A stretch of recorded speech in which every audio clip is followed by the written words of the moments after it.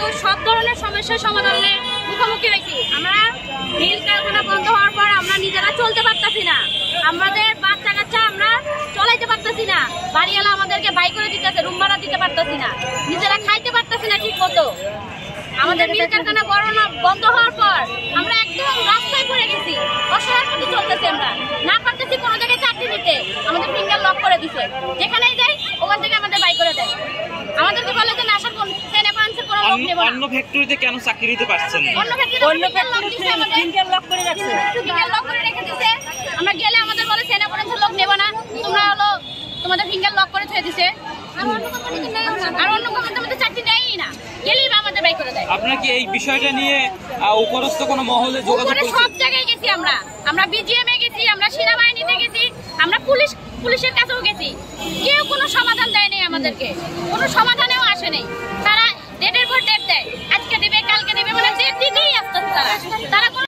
আমরা 1800 শ্রমিক আছি ওই ফ্যাক্টরিতে, 1800 শ্রমিক আপনারা কাজ করতেন? আমরা 1800 শ্রমিক ওখানে কাজ করি। আপনাদের যে উপরস্থ কর্মকর্তা যারা আছে তারা এখন কোথায় বা তারা কি করে? তারা এখন পলাতক, তারা কেউ এখন আইনের আওতায় আসতেছে না, কেউ আসতেছে না, তারা হলো আইন এখন তাদের গোলাম হয়ে গেছে।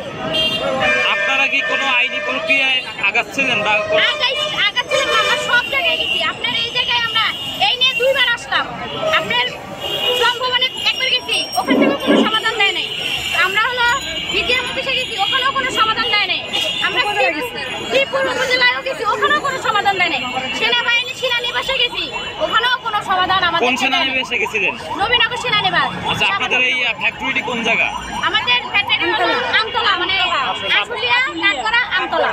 আচ্ছা আচ্ছা, এখন মূলত আপনাদের দাবিটি কি এবং কার বরাবর এই দাবিগুলো জানাচ্ছেন? আমাদের দাবি, আমাদের বকেয়া বেতন দিতে হবে, পাওনা গন্ডা পূজা দিতে হবে। আমাদেরকে জানে এত তারা ফ্যাক্টরি বন্ধ করে নাই, হঠাৎ করে ফ্যাক্টরি বন্ধ করছে আমাদের। আমরা প্রতি মাসে বেতন নিয়ে আন্দোলন করি, প্রতিটা মাসে বেতন আন্দোলন করে তারপরে বেতন নিতে হয়। হঠাৎ করে আমাদেরকে 9 তারিখে বেতন দেয় নাই, আমরা বলছি আমাদের বেতন দেবেন না, দেবো 15 তারিখে। ওরা মানে নিশ্চিত কোনো ডেট দেয় না আমাদের, না দিলে তখন লাঞ্চ টাইমে আমাদের বলছে কি তোমাদের ছুটি, আমাদের ছুটি দিয়ে চলে যেতে হয়েছে। আমরা বাসায় এসেছি, সকালবেলা গেছি, যা দেখি অফিসে নোটিশ টাঙা দিচ্ছে, অফিস 20 তারিখ পর্যন্ত বন্ধ, 20 তারিখ পর্যন্ত বন্ধ, 20 তারিখ আছে, 20 তারিখে আমাদের বেতন দিবে বলছে।